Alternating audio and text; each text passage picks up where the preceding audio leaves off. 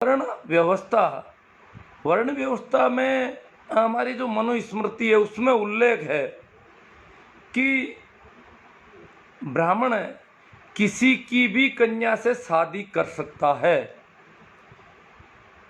यह कोई अपराध की श्रेणी में नहीं है।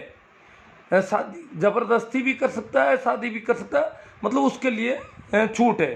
क्षत्रिय ब्राह्मण की कन्या की ओर झांक भी नहीं सकता, देख भी नहीं सकता, पाप है।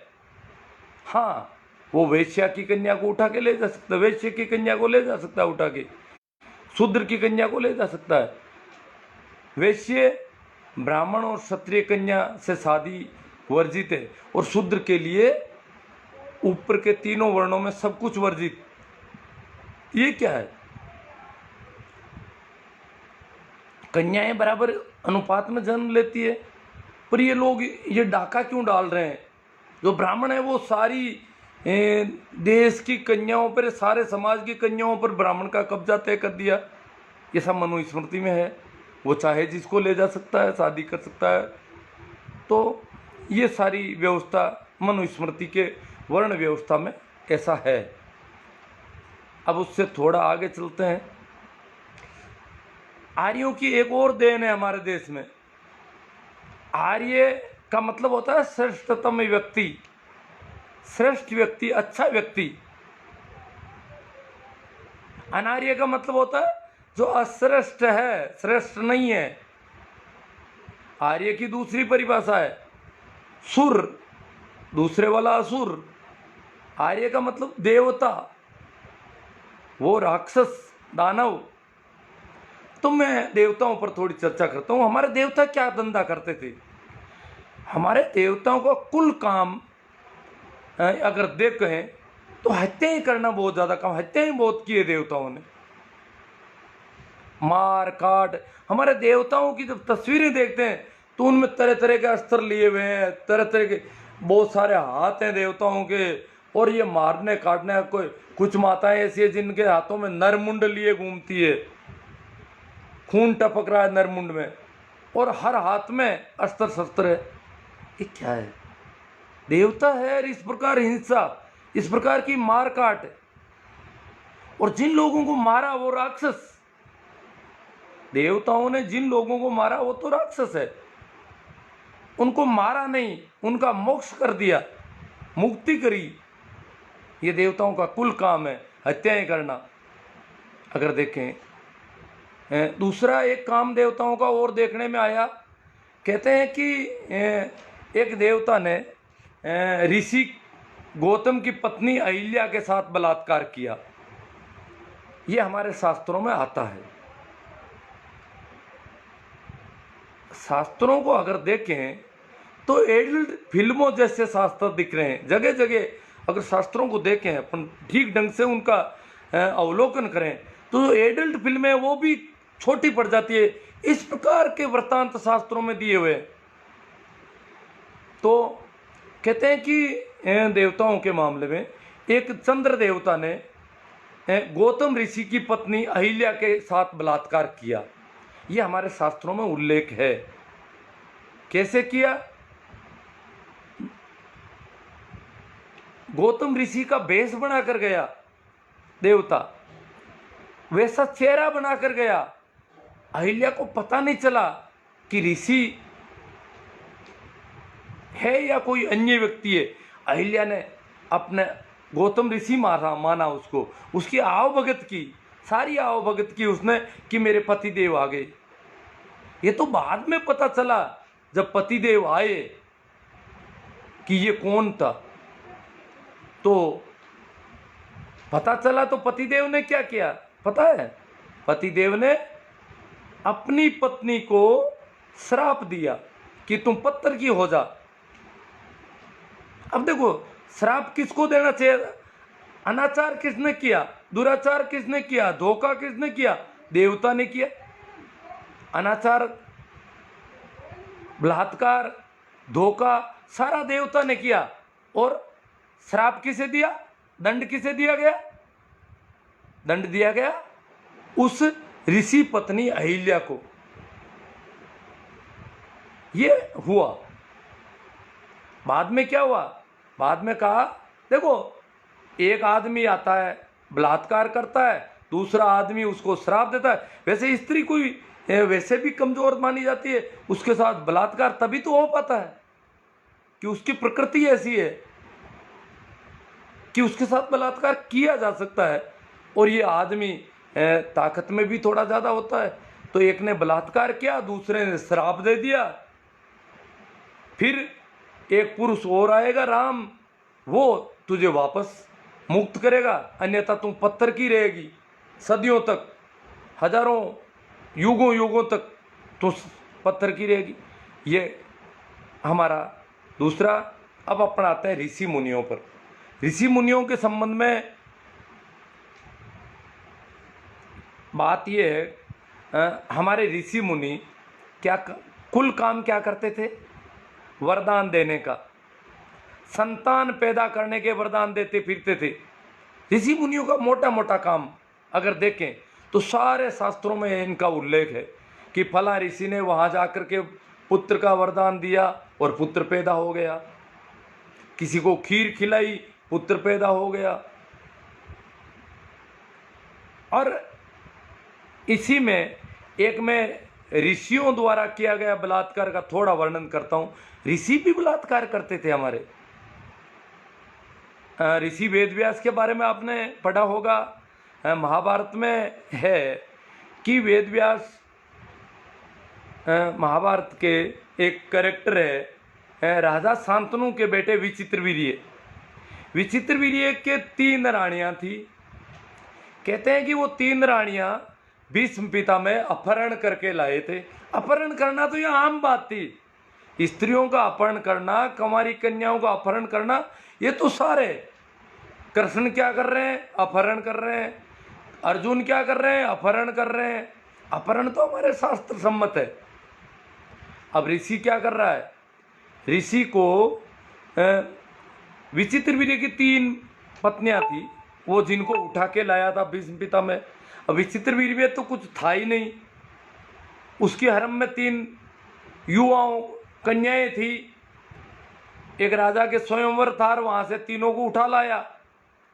तो अंबा, अंबिका और अंबालिका, तीनों को वहां लाके रख दिया। वो तो बेचारी विचित्रवीर्य तो नहीं के बराबर आदमी था, कभी किसी आदमी का उनको काम नहीं पड़ा, तो संतान होने का तो प्रश्न ही नहीं होता, क्योंकि वो तो आदमी की औकात में भी नहीं था। तो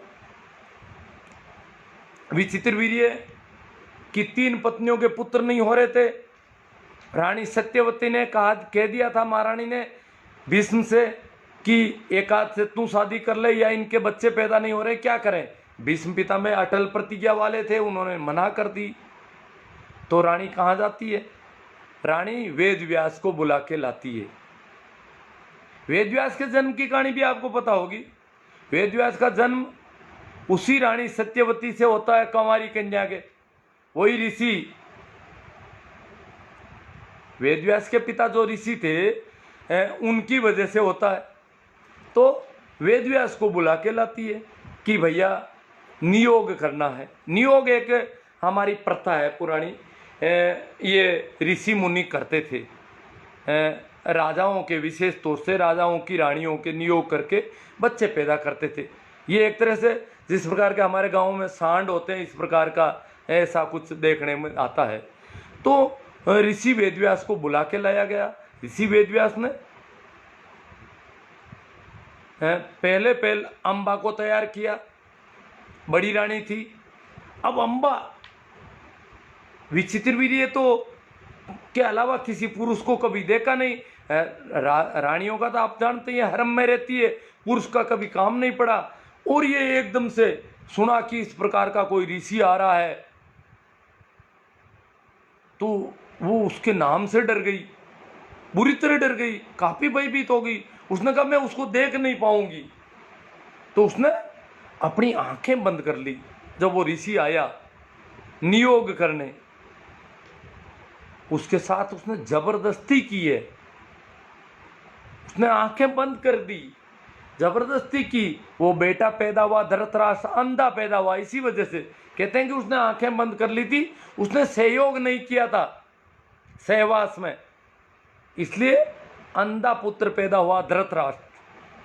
दूसरा नंबर आता है अंबिका का। अंबिका कहते हैं बिल्कुल बुरी तरह से डर गई, पीली पड़ गई, गिर गई, न तो उसका मुकाबला करने की स्थिति में थी न कोई और थी। फिर भी ऋषि वेदव्यास ने उसको भी पुत्र रत्न का वरदान दे दिया नियोग के जरिए, और पुत्र पैदा हुआ पांडु, पीले रंग का। वो भी इस वजह से, वहाँ की परिस्थिति की वजह से। तो ये क्या है, ऋषि वेदव्यास ने क्या किया? न तो वो रानियां राजी थी नियोग के लिए, रानियों को पूछा गया, उन्होंने कहा हम किसी पुरुष से हमें कोई लेना देना नहीं है, हमें मत बुलाओ। वो हाथाजोड़ी कर रही थी, पर जबरदस्ती बुलाया गया और नियोग किया गया और बच्चे पैदा किए गए। ये क्या था? ये जोर जबरदस्ती थी।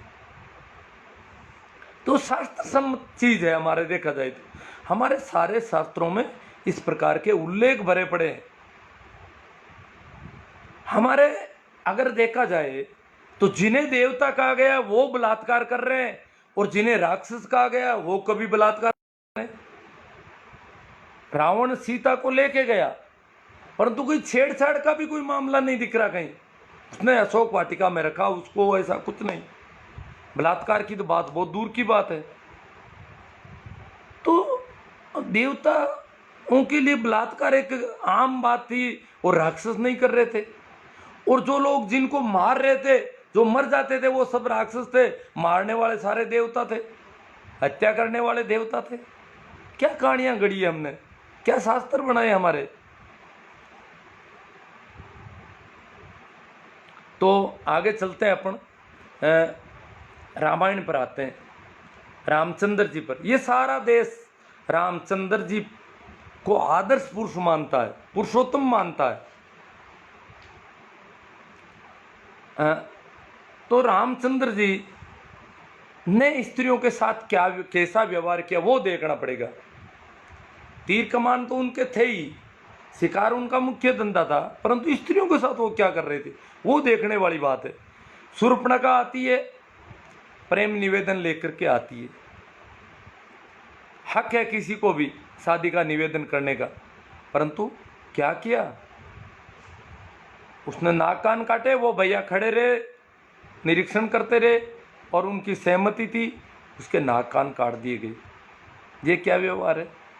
ये बलात्कार है, ये जबरदस्ती है उसके साथ। उसके बाद सीता के साथ क्या कर रहे हैं रामचंद्र जी? सीता के साथ रामचंद्र जी ने जो किया उससे घटिया हरकत नहीं हो सकती, और वही सारा जिम्मेदार है। मैं आज जो इस देश में जो बलात्कार हो रहे हैं, जो स्त्रियों की स्थिति है, उस सब के लिए ये रामचरितमानस और रामचंद्र जी का सीता के साथ किया गया व्यवहार जिम्मेदार है। सीता एक सती स्त्री थी। सीता को क्या कहा गया? अग्नि परीक्षा देनी पड़ेगी तुझे। ये क्या है? सीता कहीं रही होगी, क्या हो गया होगा? रामचंद्र के पास ऐसा कोई इंस्ट्रूमेंट नहीं था चेक करने का दूसरा, और क्या चेक करना था? अगर वो कहीं रह गई, उसके साथ मान लो बलात्कार भी हो गया, तो क्या हो गया ऐसा जो उसको अग्नि में उतारना पड़े? ये इतना क्या है? अग्नि परीक्षा हुई उसकी। अग्नि परीक्षा के बाद में गर्भवती सीता को जंगल में भेजा गया। आज प्रत्येक स्त्री को अग्नि परीक्षा देनी पड़ती है, अग्नि परीक्षा से गुजर रही है प्रत्येक स्त्री। कारण रामचंद्र है, इसके जिम्मेवार है। प्रत्येक स्त्री को क्यों अग्नि परीक्षा से गुजरना पड़ रहा है? तो मैं थोड़ा एक पानी की घूंट भर लेता हूं।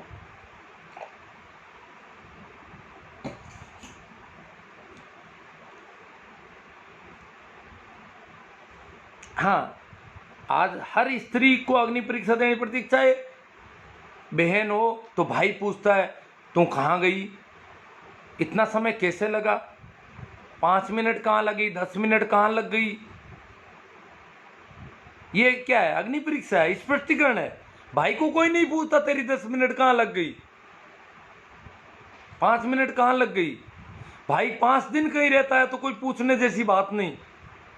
तो फिर ये स्त्रियों के साथ ऐसा क्यों? स्त्रियों का सील भंग हो जाता है तो क्या भाई पुरुषों का सील भंग नहीं होता? व्यवहार अगर शील पूर्ण है, स्त्री का व्यवहार शील पूर्ण होना चाहिए तो पुरुष का भी होना चाहिए। ये क्या मापदंड है हमारे? एक बेटा माँ को पूछ रहा है मम्मी खेत किस काम से गई, ये क्या है? ये अग्नि परीक्षा है, ये स्पष्टीकरण है। तो ये सब जिम्मेदार है कि स्त्री के साथ अगर कुछ हो जाता है तो स्त्री बुरी तरह से आहत हो जाती है। किसी के साथ जबरदस्ती, चाहे पुरुष के साथ होती है तो भी खराब है, क्योंकि मनुष्य के साथ अगर वस्तु जैसा व्यवहार हो, वस्तुगत व्यवहार हो एक चेतना के साथ, तो इससे बुरी कोई बात नहीं हो सकती। तो बलात्कार बहुत बुरी चीज है। अगर भावना के तल पर देखा जाए, भावों के तल पर देखा जाए तो बलात्कार बहुत बुरी चीज है, परंतु शरीर के तल पर कोई बहुत बड़ी बुरी चीज नहीं है। जिसके ऊपर गुजर रही है, जिसके साथ जबरदस्ती हो रही है, चाहे पुरुष के साथ होती है चाहे किसी के साथ, तो वो ठीक नहीं है। जबरदस्ती कोई अच्छी चीज नहीं है, बहुत बुरी चीज है। परंतु जबरदस्ती की वजह से अगर किसी की अग्नि परीक्षा ली जाती है, कुछ और किया जाता है, ये बहुत ही बेहूदी हरकत है। क्या अग्नि परीक्षा की जरूरत पड़ गई? सीता वैसी की वैसी है, दिख रही है, पूरी महिला है, क्या हो गया? अग्नि परीक्षा क्यों ली जा रही है? स्त्री तो रामचंद्र की अग्नि परीक्षा क्यों नहीं ली जाती? जबकि वो तो कहते हैं कि मुंह से निकाले हुए बेर खा रहा था, किसी के मुंह से, किसी के दूसरे के मुंह से निकाल के खा लेना, इसका मतलब जुड़ाव ज्यादा हो गया कहीं। अब उसको वर्णन उसका इस प्रकार किया कि वो तो बहुत ही बदसूरत औरत थी, ऐसी थी, वो थी, ये थी। ये क्यों किया गया? क्यों किसी को इतना बदसूरत बताया जा रहा है? हाँ, लांछन, किस लांछन के डर से इतना बदसूरत उसको बताया गया? क्या डर था जो उसको बहुत बुरा बताया गया, बहुत बदशक्ल बताया गया? तो अपन आगे चलते हैं। अब आता है द्वापर युग, इस देश का। महाभारत का थोड़ा सा मैंने बात पहले कर दी थी, फिर अब और करेंगे। यहाँ होती है एक द्रौपदी, जिसके कारण महाभारत होता है पूरा। कहते हैं कि द्रौपदी महासतियों में मानी जाती है। द्रौपदी का बंटवारा कर लिया 5 भाइयों ने। बंटवारा करोगे तो क्या करोगे भैया? फिर तो बलात्कार है सीधा। बंटवारा करना किसी का कोई संपत्ति है क्या? वो भी एक मनुष्य है, 500 में बांट दिया उसको। ये क्या हो रहा है? एक स्त्री को 5 पुरुषों के बीच बांटा गया। फिर द्रौपदी को बड़े दरबार में नग्न करने का प्रयास हुआ इस देश में। बड़े दरबार में स्त्री को नग्न करने का प्रयास इस देश की देन है। दुनिया में कहीं पर भी ऐसा नहीं सुना। स्त्री अपने मन से कम कपड़े पहनती हो, आदिवासी स्त्रियां कपड़े नहीं पहनती है, आज भी नहीं पहनती है। पश्चिम की औरतें छोटे कपड़े पहनती है, कम पहनती है, वो उनकी मर्जी है। परंतु किसी को नग्न करना, उसके कपड़े खींचना, और वो भी भरे दरबार में, फिर वो कहाँ न्याय मांगने जाए? जो भारत वंश का दरबार था, भरत वंश का, उस दरबार में ये हुआ। और जिस व्यक्ति ने उसको जुए पे दांव लगाया वो धर्मराज कहलाता है। क्या है फिर हमारा धर्म? एक स्त्री को जुए में दांव पर लगाने वाले व्यक्ति को हम धर्मराज कहते हैं, तो इसका मतलब हमारा धर्म कुछ गड़बड़ है। अगर वो व्यक्ति धार्मिक है तो इसका मतलब हमने धर्म के नाम पर कुछ गलत चीजों को धार्मिक माना है। स्त्री को फिर संपत्ति की तरह माना है कि उसको दांव पे लगाया जा सकता है कहीं पर भी। फिर क्या होता है? उसको नग्न करने का प्रयास होता है। वहां भीष्म पितामह बैठे हैं, द्रोण बैठे हैं, गुरु द्रोण जिनको कह रहे हैं लोग। फिर कोई ना नहीं देता है, खींचातान होती है, कपड़े खींचे जाते हैं। तो ये बलात्कार नहीं है क्या? तो बलात्कार हमारे यहाँ समाज सम्मत रहा है। संस्कृति जन्य रहा है एक तरह से। अब हमारी स्त्री की स्थिति क्या है इस देश में, उस पर थोड़ी चर्चा करें। शुरू से और आज भी ऐसी स्थिति कहीं पर भी नहीं देखने को मिलेगी। स्त्री क्या करती है? घर में साफ सफाई के काम स्त्री करेगी। क्यों भैया? स्त्री को अपने घर में कुछ काम ठेके पर दे रखे हैं। साफ सफाई हर हालत में स्त्री करेगी घर में। बच्चे पैदा स्त्री के होते हैं, समझ में आता है, ये एक प्राकृतिक मामला है कि माँ का काम उसका है। तो बच्चे को दूध वो पिलाती है, तो बच्चा जब टट्टी या पेशाब करता है तो ये पिता साफ कर दे तो क्या कैसा रहे? क्यों नहीं करता पिता ऐसा साफ? ये साफ सफाई का सारा ठेका इनको क्यों दे दिया? बर्तनों को साफ करो किसी भी कंडीशन में। अगर देखो, स्त्री को रोज काम करना पड़ता है, सुबह और शाम बहुत लंबा चौड़ा काम करना पड़ता है प्रत्येक घर में। ये इसको ठेका दे दिया, उसने उसको नियति मान लिया अपना कि ये तो मुझे करना ही पड़ेगा। और साफ सफाई तो उसे करनी ही है। वो बीमार भी है, अगर कोई स्त्री बीमार है, खाट से बड़ी मुश्किल से उठ पाती है, पति फिर भी चला जाता है उसको छोड़ के, परवाह नहीं है उसको। पति बीमार पड़ता है तो हर बार कहता है चाय लाई नहीं, वो नहीं है, ये नहीं है, तुम तो सोचती हो मैं मर जाऊं तो ठीक रहे, तुम क्या कर रही थी वहां, क्या कर रही थी, बार बार उसके आगे पीछे घूमो। और वो स्त्री बीमार है, वो छोड़ के चला जाता है। आता है तब तक वो बेचारी देखती है वो आएंगे, उनके लिए थोड़ा खाना बना देती हूँ। खाएंगे क्या? इसी बीमार हालत में वो खाना बनाती है, उठ के बड़ी मुश्किल से वो खाना बनाती है और जाके फिर पड़ जाती है। इतने में वो आते हैं तो उनको कहती है जाओ खाना मैंने बनाया है, अब खा लो। वो खा लेता है।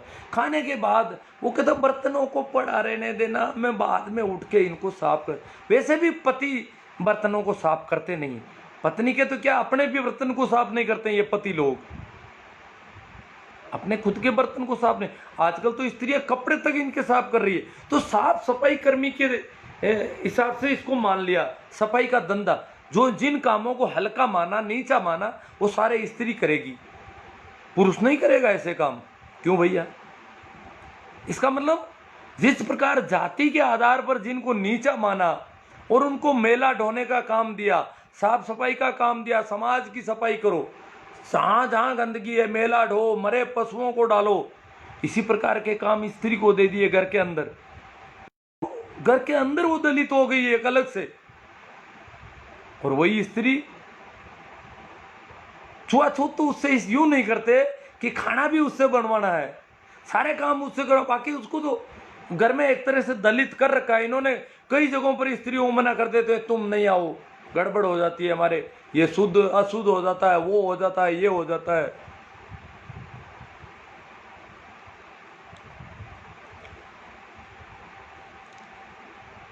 सफाई करने को इस देश में अच्छा काम नहीं माना है, साफ सफाई करने को बुरा काम माना, हल्का काम माना है। जो साफ सफाई का काम करते हैं उनको नीचा माना गया इस देश में। देखो बड़ा गजब मामला है।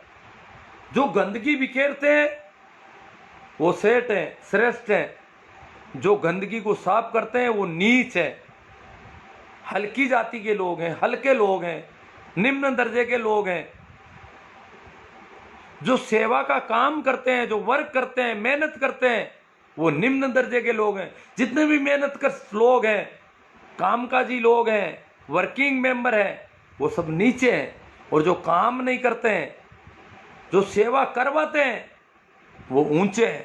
जो सेवा करते हैं वो नीचे, जो सेवा करवाते हैं वो ऊंचे लोग हैं, सवर्ण हैं। जो पैर दबाते हैं वो नीचे, पैरों में पड़े रहते हैं वो नीचे, और जो पैर दबवा लेते हैं अपने दूसरों से वो ऊंचे। ये क्या है? जो कमाकर मेहनत करते हैं, पसीना बहाते हैं, कमाते हैं, कमाकर खाते हैं, वो नीचे।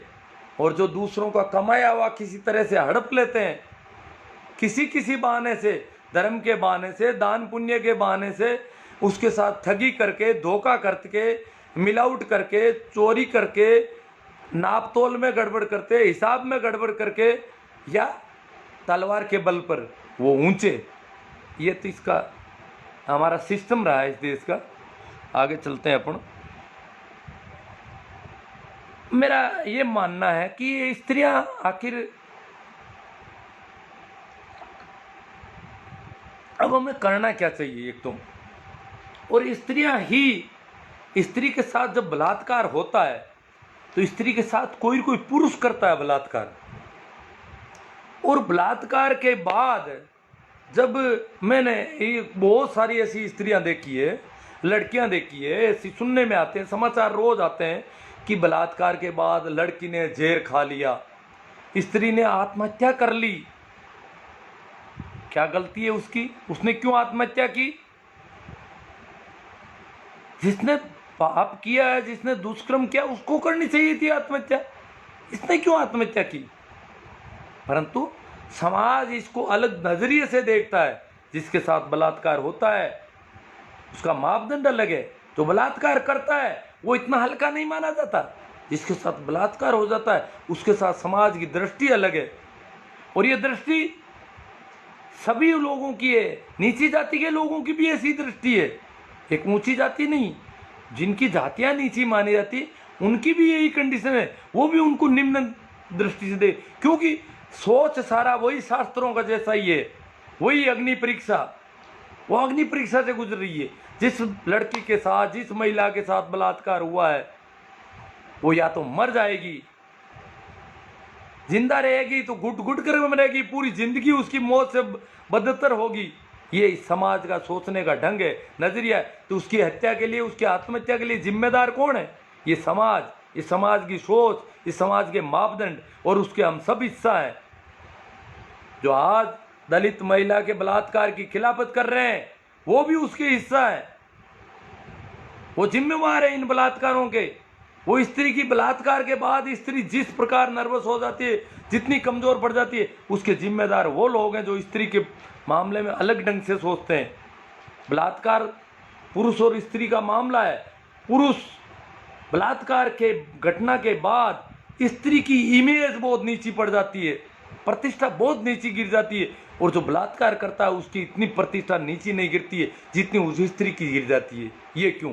ये प्रतिष्ठा कौन तय करता है? समाज के लोग, हम लोग, हम सब जिम्मेदार हैं उस सब के। जो स्त्रियां मर रही है बलात्कार के बाद, क्या हो जाता बलात्कार के बाद स्त्री का? ऐसा तराजू में तोल दो स्त्री को, कितनी कम हो गई। हाँ, पुरुष का क्या हो जाता है, परंतु स्त्री के साथ जो बीत, मैं ये नहीं कहता हूं बलात्कार कोई दुष्कर्म नहीं है, बुरा कर्म नहीं, बहुत बड़ा कुकृत्य है।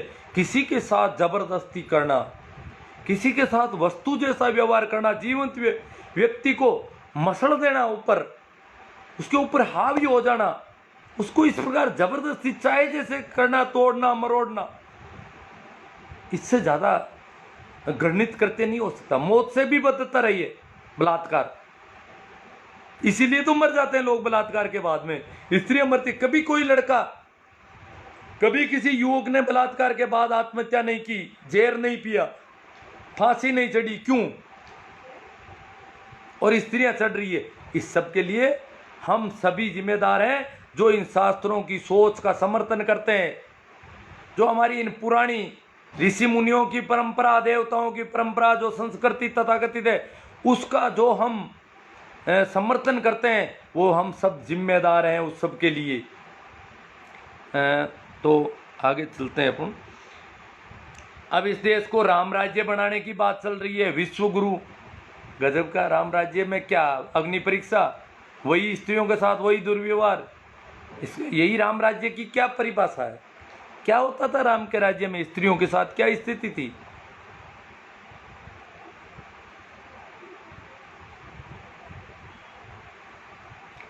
तो इस देश में स्त्रियों की स्थिति बहुत नाजुक थी, जाति के आधार पर भी बहुत बड़ा भेदभाव था। अंग्रेजों के आने के बाद बहुत फर्क पड़ा। अंग्रेजों का काल इस देश का स्वर्ण युग है। इस देश के इतिहास में अगर अपन झांकें तो स्वर्ण युग अंग्रेजों के आने के बाद होता है। जो निचले तबके हैं, स्त्रियां हैं, जो कमजोर हैं, शोषित हैं, दलित हैं, पीड़ित हैं, उनके लिए अंग्रेज़ों का ज़माना स्वर्ण युग है। और उसने उनके पढ़ाई के दरवाजे खोले, उनमें सोचने की क्षमता विकसित हुई, उनको बराबरी के हक और अधिकार दिए जाने लगे। सती प्रथा जैसी घृणित प्रथा अगर अंग्रेज नहीं आते तो बंद नहीं होती आज तक इस देश में, क्योंकि ये तो राम राज्य के नाम पे इसको बढ़ाते। विश्व गुरु बनाना है तो इसीलिए तो चर्चिल कहता है कि भारत आज़ाद होने के योग्य नहीं है। चर्चिल ने यह कहा कि भारत आज़ाद होने के योग्य भी नहीं है, ये कंडीशन थी, उसको पता था, अंग्रेजों को पता था। अंग्रेजों ने कहा भाई तुम कैसे कैसे राज करोगे, तुम तो कुछ तुम इनके साथ बहुत अन्याय कर दोगे फिर बाद में। ये तो अभी हमने देखा जब अंग्रेज आए और तब क्या हालत थी, उन्होंने कितने तरह के कानून बनाए, आईपीसी इंडियन पिनल कोड बनाया, लॉर्ड मेकाले ने पढ़ने की सुविधा दी। तो उन्होंने कहा हम चले जाएंगे तो तुम तो वापस वो का वो करोगे, सारे वही राम राज्य लाओगे, पुरानी बातें लाओगे, वही विश्व गुरु बनोगे, तो बहुत गड़बड़ कर दोगे। तुम बताओ तुम शासन कैसे करोगे। तो फिर हमने तय किया कि हमने संविधान बनाना शुरू किया और उनको बताया गया हम इस प्रकार का संविधान बनाने जा रहे हैं। अंग्रेजों की देख रेख में संविधान बनाना शुरू हुआ और जब अंग्रेजों ने देखा कि ये संविधान जो है विश्व स्तरीय बन रहा है, दुनिया के जो प्रजातांत्रिक देशों के संविधान है उनका अध्ययन करके उनके ढंग का संविधान बन रहा है, तो अंग्रेजों ने इस देश को आज़ाद करने की हाँ भरी कि कुछ ठीक हो सकता है, संविधान के हिसाब से होगा तो। परंतु आज क्या हो रहा है, देश संविधान के हिसाब से कम चल रहा है, राम राज्य लाएंगे, पुरानी चीजें स्थापित करेंगे, उसके हिसाब से चल रहा है देश। बहुत बवाल मच रहा है आजकल हाथरस वाले मामले पर। अब मैं तो क्या देखूं, सुन रहा हूं कि हाथरस में तो काफ़ी दिन पहले ये घटना हो गई, फिर मुकदमा दर्ज नहीं हुआ। बड़ा मुश्किल मामला है। यहाँ बलात्कार होता है, जैसे सेंगर महोदय, कुलदीप सेंगर विधायक हैं, बलात्कार करते हैं, मुकदमा दर्ज होता है पीड़िता पर, मारी जाती है पीड़िता, और लोग तख्तियां लेकर निकलते हैं, निर्दोष विधायक, हमारा विधायक निर्दोष है। ये इस देश का सिस्टम है। बलात्कार जो करता है उसको निर्दोष दिखाने के रैलियां निकलती है। पीड़िता के पक्ष में कुछ नहीं हुआ, सेंगर की पीड़िता के पक्ष में कोई ज्यादा बड़ा माहौल नहीं हुआ और आखिर वो मारी गई, संघर्ष करते करते मरी। ये हमने देखा। यह भी थोड़े दिनों की बात। चिन्मयानंद के मामले में केस किस पर, उस पीड़ित लड़की पर केस दर्ज हुआ। उसने चिन्मयानंद के साथ गलत हरकत कर दी। कठुआ रेप कांड में तथाकथित धार्मिक लोग जुलूस निकाल रहे हैं बलात्कारियों के पक्ष में। ये क्या है? अभी भी कहते हैं कि कोई स्वर्ण परिषद है हाथरस की, उसने जुलूस निकाला कि इनकी कोई गलती नहीं है, इनको बेकसूर लोग हैं, निर्दोष लोग हैं, इनको छोड़ा जाए, ये निर्दोष हैं। तो ये क्या है? तो इस बार देखो, जिस पर ये थोड़ा एक घटना मिलती जुलती आ रही है यहाँ पर। मैंने काफ़ी देखा है कि टीवी वाले ने लिखा कि ठाकुर का राज, ठाकुर बलात्कारी।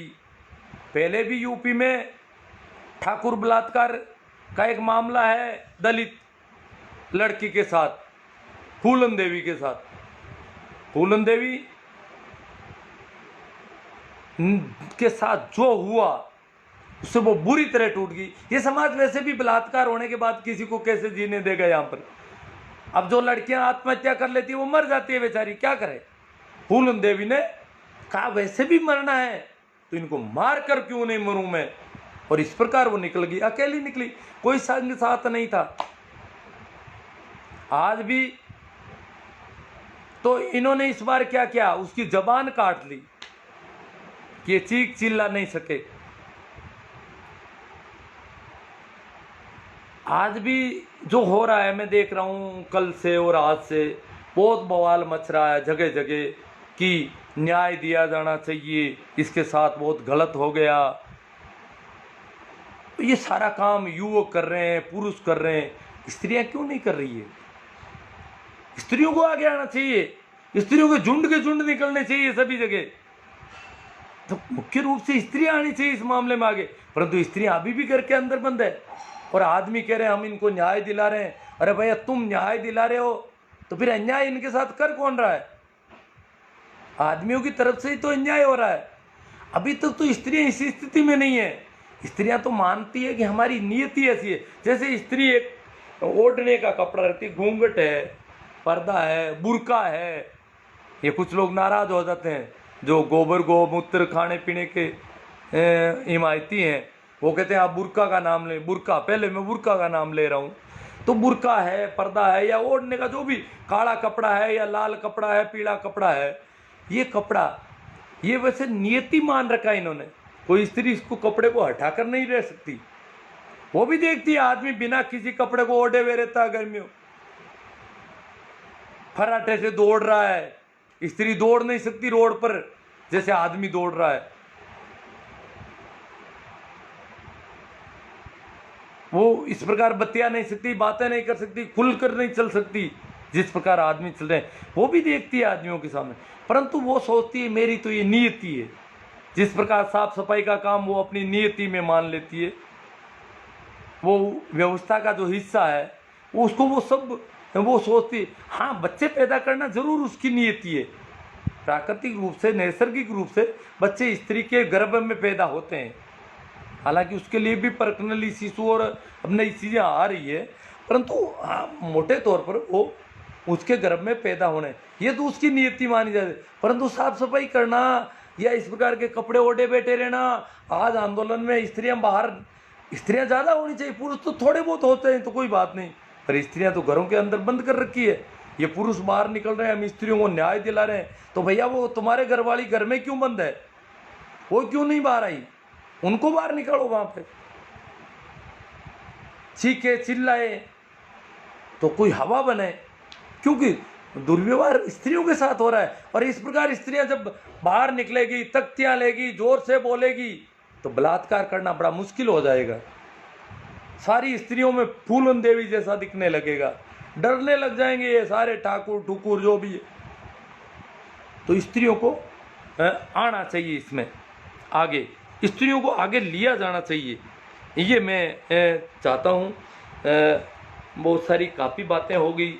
ये जो बेटी बचाओ वाले लोग हैं, क्या वास्तव में बेटी बचाना चाहते हैं? बचाना चाहते हैं तो क्यों बचाना चाहते हैं? ये इसको भोग की वस्तु क्यों मान रहे हैं स्त्री को? बहुत बड़ा मामला है।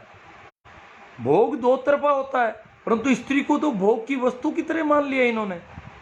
ये हमारे समाज की इसी वजह से जब भी कुछ होता है स्त्री की प्रतिष्ठा ज़्यादा धूमिल होती है, मापदंड अलग अलग है। तो ये मापदंड बदलने चाहिए। ये सारी जो बातें मैंने आपसे की है, इस पर अब कुछ कमेंट आए हैं, कुछ विरोधी कमेंट भी आए हैं, उन पर थोड़ी सी चर्चा हो जाए। पता नहीं ज़्यादा लंबा खिंच जाएगा तो देखते हैं। इनको ठीक लगे शेयर करें। भाई चिमन भाई जी कालेरा कहते हैं डोर गो शूद्र ढोर पशु और नारी सब ताड़न के अधिकारी, तो दोष किसको थे? हाँ, ये भाई तुलसीदास सर ने कहा है, तुलसीदास जी ने कहा है कि ये तो सब मारने पीटने वाले मामले हैं, बड़ा गलत व्यवहार है वो। देखो, सभी को राम राम प्रणाम नमस्कार। हम आगे चलते हैं, इस पे बात करते हैं। उसी का दूसरा रूप वर्तमान समय पर्याय फिल्म है। ये भाई सुदेश कुमार जी क्या कह रहे हैं? ये संस्कृति ही मानसिक रोगी वाली है, सारा का सारा ढांचा सड़ा हुआ है। हाँ भाई, भागीरथ लाल बजरंग लाल पवार, ये 33 करोड़ देवी देवता विदेशों में भी है क्या? हाँ, नहीं सुना नहीं कहीं। नियोग की अपन ने चर्चा कर ली है। भाई बाका राम पुनड़ झालेरिया से, इससे ही तो मनुस्मृति कहते हैं जिसका आप उल्लेख कर रहे हैं, वो मन खड़ लिखी हुई बातें। भाई लक्ष्मण संकवाया, ये 33 करोड़ देवी देवता, हाँ उनका जवाब दे दिया लक्ष्मण ने। किसान सभा जाइल, ठीक है गुरुजी। नियोग की तो बात अपन ने कर ली।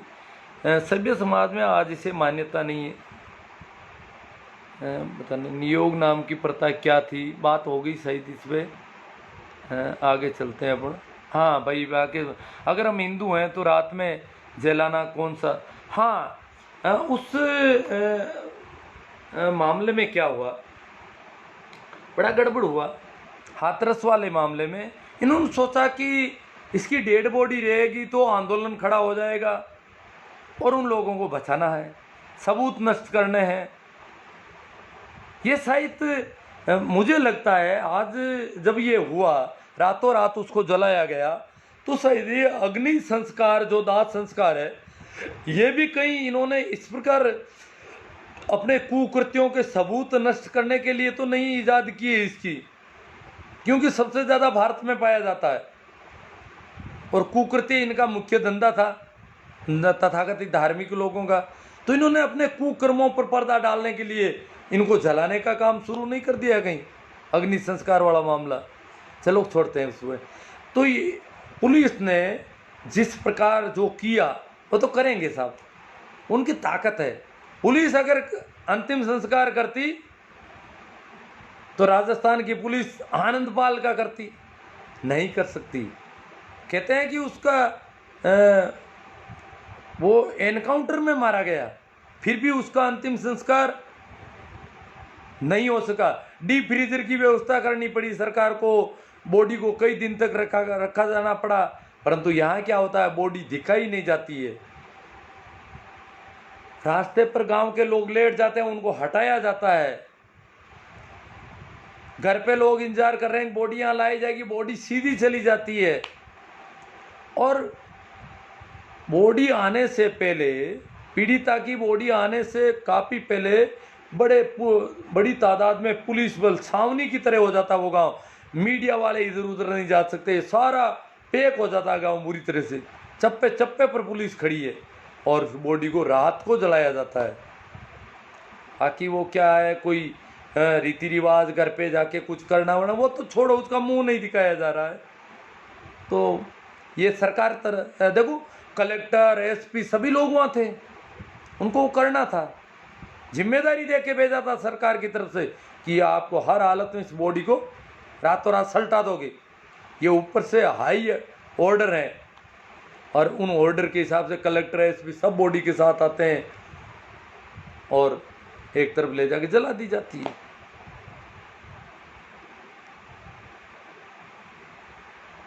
मेहराम निर्मल सब मनुवादी सोच का असर है गुरु जी। ये लोग दुष्कर्म को भी राजनीति करते हैं। जब ये महिला के साथ बलात्कार होता है हिंदू, तब हिंदू मानते हैं। देखो सामान्य तो बलात्कार हैदराबाद में भी हुआ, डॉक्टर के साथ हाथों हाथ पूरे देश में हो गया, उनको मारा जाए, पर वहाँ बलात्कार करने वाले ठाकुर नहीं थे, बलात्कार करने वाले कोई और लोग थे, बलात्कार किसी और के साथ हुआ था। जो दिल्ली की निर्भया के मामले में हुआ, उसका देखो नाम निर्भया कहलाते, यहाँ इसका नाम फोटो पता नहीं क्या क्या जाहिर कर दिए मीडिया पर विभिन्न प्रकार के। क्या फर्क पड़ता है इनके, कौन पता है कि ये लोग कैसे कानून कार्रवाइयाँ कर लेंगे इतनी, और उनका डर लगता। तो निर्भया के मामले में कितना हुआ, यहाँ नहीं हो रहा है। उग्रराज मेरा क्या फांसी हो सालों को, घटिया धर्म हिंदू धर्म, मैं एक नास्तिक हूँ, मानवता मेरा धर्म है। अब ये तो भी है आप भाई। महेंद्र मेघवाल बहुत अच्छा गुरुजी, समाज को जागृत करने के लिए बहुत धन्यवाद, समाज हमेशा आपका ऋणी रहेगा।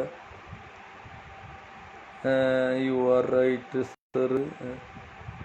अरे कुछ खिलाफ वो आ जाए तो उन पे बात हो जाए।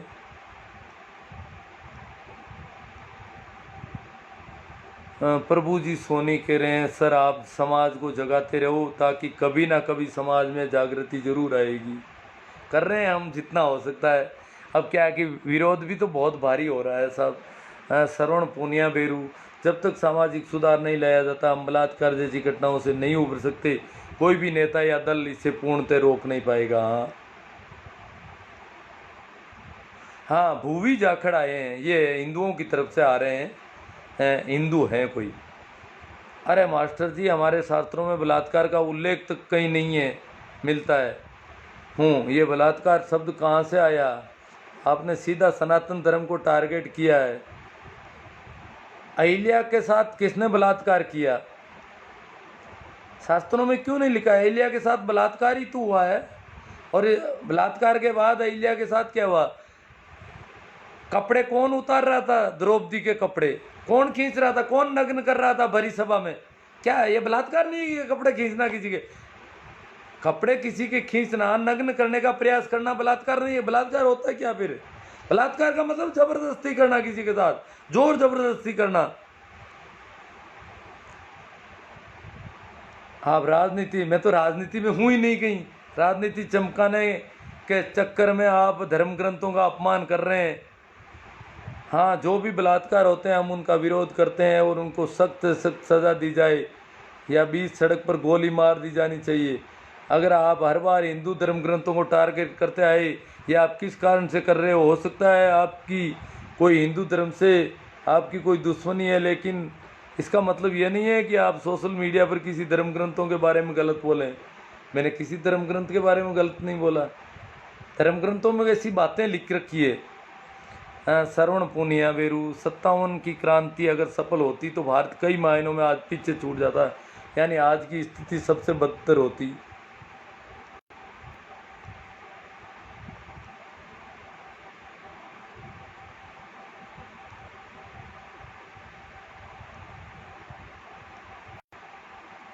देवा हटा परा वालोत्रा, बिल्कुल सर, अंग्रेज काल स्वर्ण युग था।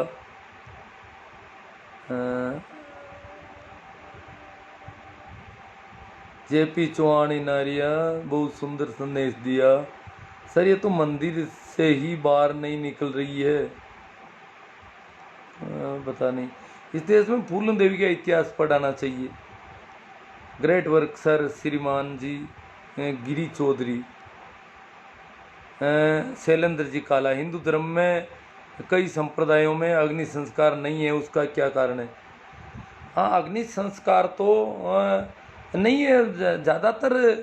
ये तो शुरुआत में तो बहुत ऊंची जातियों में परंपरा थी, फिर धीरे धीरे अब तो होने लग गई है, बढ़ रहा है दिनों दिन। बाकी पहले तो बहुत सारी जातियों में, एक गांव में मेघ वालों में नहीं है, एक गांव में है। एक गांव में जाटों में अंतिम संस्कार कर रहे हैं, दूसरे में नहीं कर रहे हैं। भारत में भी अंतिम संस्कार, अग्नि का अंतिम संस्कार शायद 20% लोग करते हैं पूरे भारत में, ज़्यादा से ज़्यादा, उससे भी कम है। अग्नि संस्कार करने वालों की संख्या कम है, दफनाने वालों की संख्या ज़्यादा है देश में अंतिम संस्कार के मामले में। कालनाथ गोधारा, बलात्कार के लिए कठोर कानून व्यवस्था होनी चाहिए सर, हर रोज़ हो रहा है बहुत ज़्यादा। Great thought, Amit Kumar Prewa, right sir. Nikhil Chaudhary, Narendra Singh Kochar, Uttar Pradesh में जब अपराध प्रदेश बनकर रह गया, चारों तरफ लूट हत्या बलात्कार हो रहे हैं।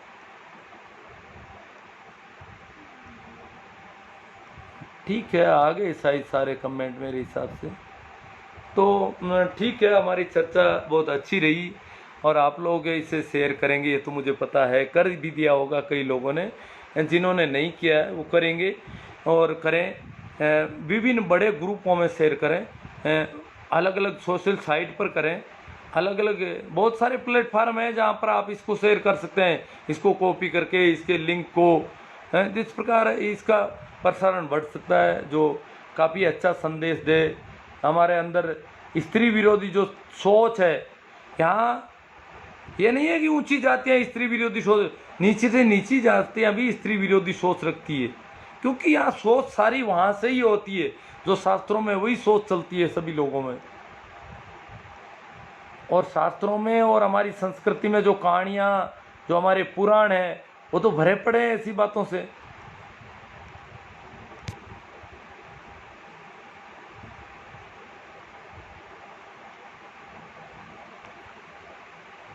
तो ठीक है, आप मेरा YouTube चैनल भी ज़रूर देखें, उसको सब्सक्राइब भी करें, उसमें मैंने बहुत सारी चीज़ें डाल दी है। YouTube चैनल के बारे में कुछ बातें बता दूँ मैं। मेरे YouTube चैनल में आपको बहुत ही काम की चीज़ें मिलेगी, आपकी ऑनलाइन क्या क्या कैसे की है। जैसे किसी भी कोर्ट में कोई केस चल रहा है तो मेरे यूट्यूब चैनल पे आप उसको केस की पेशी तारीख देखनी है, केस की फैसले की कॉपी निकालनी है, इस प्रकार की चीज़ें आप हाई कोर्ट, निचले कोर्ट, रेवेन्यू कोर्ट, सारे छोटे एसडीएम कोर्ट, एडीएम कोर्ट, इनसे संबंधित सारे फैसलों की कॉपियाँ और सर्च करने के बहुत अच्छे सरलतम उपाय, ये सारे मैंने ऑनलाइन कुछ वीडियो डाले हैं और वीडियो डालूंगा। हम बहुत सारे ऐसे ऑनलाइन क्या काम कर सकते हैं, इस प्रकार के वीडियो भी मैं तैयार आने वाले दिनों में और कर रहा हूँ। खेती की नकलें वगैरह, नक्शे निकालना, नाप जोख करना, ऐसे कई वीडियो हैं आपको मिलेंगी। और ये जो सारी वार्ताएं हमारी इस प्रकार की होती है, ये भी वीडियो मिलेंगी। तो उनको, उनके लिंक को आप ज़्यादा से ज़्यादा शेयर करें। उस पर अगर आप सब्सक्राइब करेंगे तो वैसे वीडियो आपको और भी ज़्यादा सामने आएंगे। ये मेरे YouTube चैनल के संबंध में भी थोड़ी बात मैंने कर ली आपको। शैलेंद्र काला दादूपंथी जैसा संस्कार करना चाहिए, जो भी है ठीक है। तो फिर मैं अंत में एक बार फिर आप सभी को मेरा प्रणाम, नमस्कार, राम राम पर्याप्त है।